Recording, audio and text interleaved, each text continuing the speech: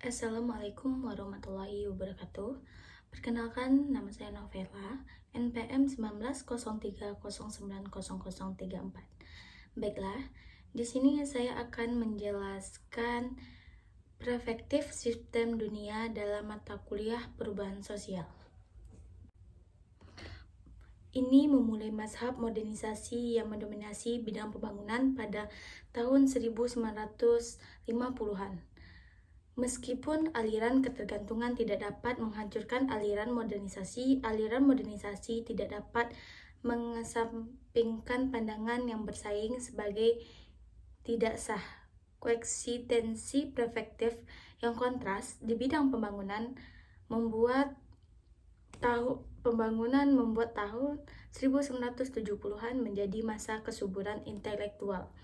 Perdebatan tentang pembangunan dunia ketiga menjadi kurang ideologis dan emosional.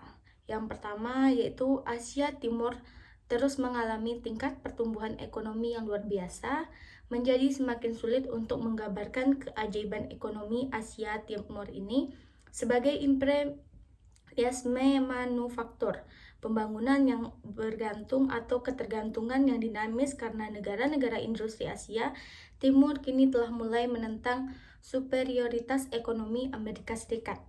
Yang kedua yaitu terjadi krisis di antara negara-negara sosialis, perpecahan Sino-Soviet, kegagalan revolusi kebudayaan, stagnasi ekonomi di negara-negara sosialis, dan pembukaan bertahap negara-negara sosialis untuk investasi kapitalis telah menandatangankan kebangkrutan Maxim revolusioner. Banyak peneliti radikal mulai memikirkan kembali, apakah delinking dari ekonomi dunia kapitalis merupakan model yang tepat untuk diterapkan oleh negara-negara dunia ketiga.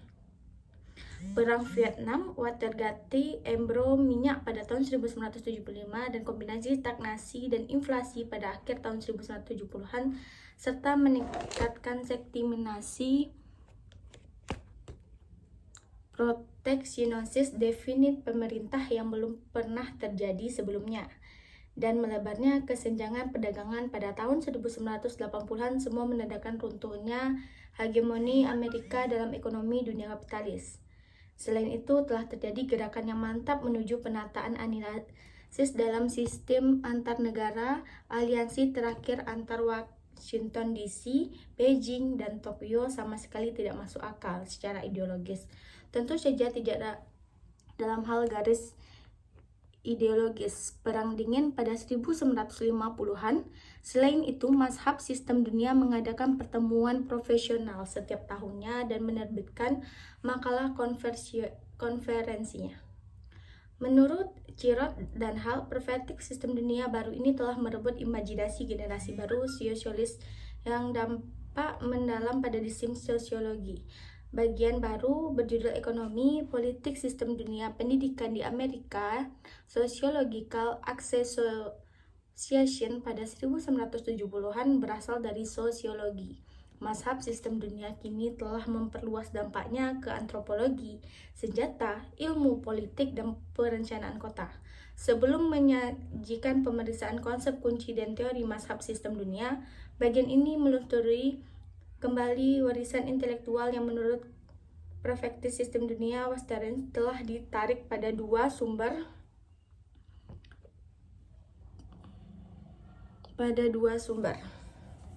intelektual utama: literatur pembangunan neomarxistik dan mazhab analitis Prancis.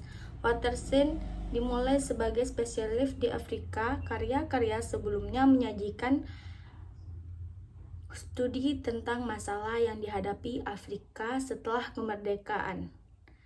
Akibatnya, selama awal merumuskan perspektif sistem dunia, Wallerstein sangat dipengaruhi oleh literatur pembangunan neo-Marxistik. Wallerstein juga telah mengadopsi banyak prinsip dasar aliran ketergantungan, seperti argumen bahwa bentuk-bentuk produksi feodal dari sebagian besar sejarah Amerika tidak tetap dari masa lalu, melainkan produk dari hubungan historis Amerika Latin dengannya. Bahkan Wallerstein telah memasukkan konsep Frank Don Stanford dan Amin sebagai bagian dari prefeksi sistem dunianya, dengan alasan bahwa konsep-konsep ini memiliki kesamaan yang kritik terhadap aliran modernisasi dan perspektif pengembangan Maxim. Namun pada tahap selanjutnya, ketika Wallerstein telah sepenuhnya mengembangkan perspektif tanpa ia bergerak melampaui domain mazhab ketergantungan neomarxik, pergeseran organisasi Wallerstein ini dapat dijelaskan oleh pengaruh kuat Fernand Braudel dan pemikiran analis Prancis pada konsepsi Wallerstein tentang sistem dunia. Yang pertama yaitu Braudel berusaha mengembangkan sejarah total atau sejarah global, alih-alih mensuprordinasikan sejarah ke disiplin lain. Dari sudut pandang Braudel, sejarah adalah disiplin yang merangkum semua dan konflik. Braudel berpendapat bahwa sejarawan harus mengarahkan setiap pengamatan pada totalitas kekuatan sosial secara khusus. Western merasa tidak nyaman dengan 5 asumsi berikut dari pernyataan ilmiah sosial tradisional yang telah menginformasikan proses penelitian kami selama 150 tahun terakhir. Disiplin ilmu termasuk antropolog, politik, ekonomi, sosiologi, dan mungkin geografi, psikolog, dan sejarah. Disiplin memiliki organisasi dengan batasan, struktur, dan personal untuk mempertahankan kepentingan kolektif mereka di universitas maupun di dunia penelitian. Berdasarkan premis ini, para peneliti atau pengajar interdisipliner bahwa beberapa manfaat dari pendekatan yang menggabungkan perspektif banyak disiplin ilmu. Tetapi Wallerstein mempertanyakan apakah disiplin ilmu dapat dipisahkan satu sama lain sejarah awal. Namun menurut Wallerstein, seraya dunia nyata berkembang, garis kontrak antara primitif dan beradab, politik dan ekonomi menjadi kabur. Singkatnya, berbagai disiplin ilmu sosial sebenarnya adalah satu. Dalam penyelidikan ilmu tradisional, sejarah adalah studi tentang penjelasan khusus seperti yang benar-benar terjadi di masa lalu. Sekali lagi, Wallerstein mempertanyakan pembagian rapi kerja intelektual dengan analisis histori yang berfokus pada urutan tertentu, sementara analisis ilmiah sosial memeriksa generasi universal.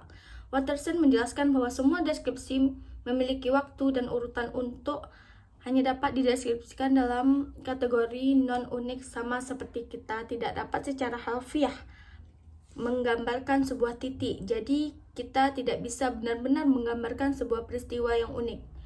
Gambarannya, deskripsinya memiliki ketebalan atau generalisasi yang kompleks. Ini menyiratkan kemudian bahwa setiap saat kita mencari baik untuk kerangka kerja yang kita gambarkan secara konseptual, dan untuk pola transformasi intelektual akan akhirnya membawa kematian sistem yang kami jelaskan secara berurutan.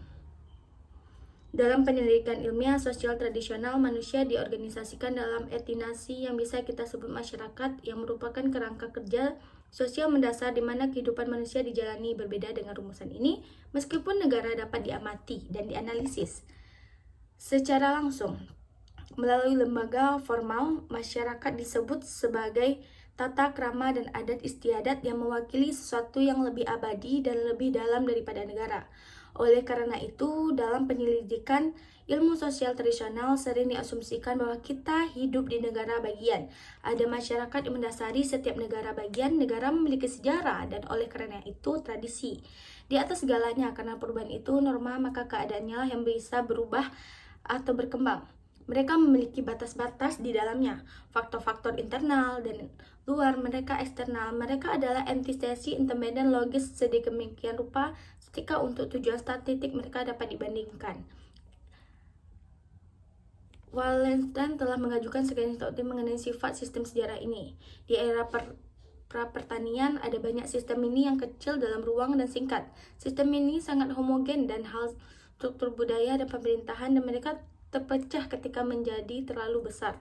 Logika dasar adalah salah satu timbal balik dalam pertukaran kekaisaran dunia adalah struktur politik yang luas, mencakup berbagai pola budaya. Sekian yang dapat saya sampaikan. Assalamualaikum warahmatullahi wabarakatuh.